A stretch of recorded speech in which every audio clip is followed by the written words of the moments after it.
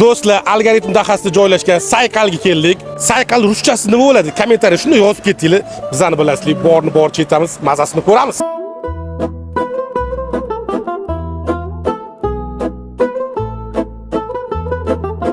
Biz ichkariga kirib joylashib oldik. Men o'zimga baqlajonli salat deyishdi.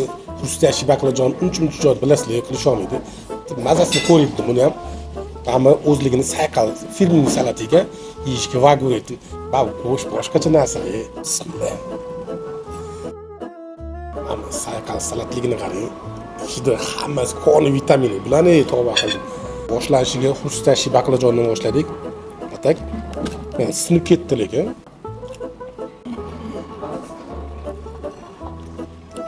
Zo'r. Navbat sayqal salati keldi. Bismillah.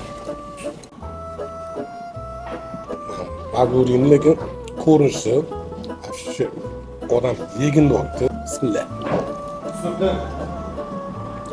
Uzilib ketyapti, uzilib ketyapti. Ammo shefimiz bizga mana shu narsani yubordilar. Bu xon asar degan Xorazm milliy taomlar. Bu svet oshi, tuxum barak. Qolganlarini aytmang, sizlar kommentariyada yozib ketinglar, biz o'z mazasini ko'ramiz. Ichida nima solganlar, lekin shirin ekan. Xamir bo'lsa ham ichida nimadir bor. Shirin menga yoqdi. Ovqatimizdan keyin ham desert bilasizlar, shirinlikni yaxshi ko'raman. Shirinlik uchun oshqozonimda har doim ozgina joy ajratib qo'yilgan.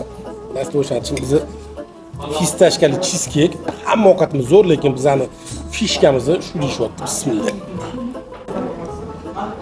Fishkali juda ham zo'r ekan lekin haqiqatda. Ham cheesecake urdi lekin. Ko'rs, urdi. Oshpaz lekin duo olgan bo'lagan, o'zi ham Doniyor deb aytishdi oshpazni, shef povurligini. Xizmat zo'r. Oilaviy kesilgan alohida xonalar bor. Mazza qilib kelib o'tirib dam olib ketadigan joy ekan.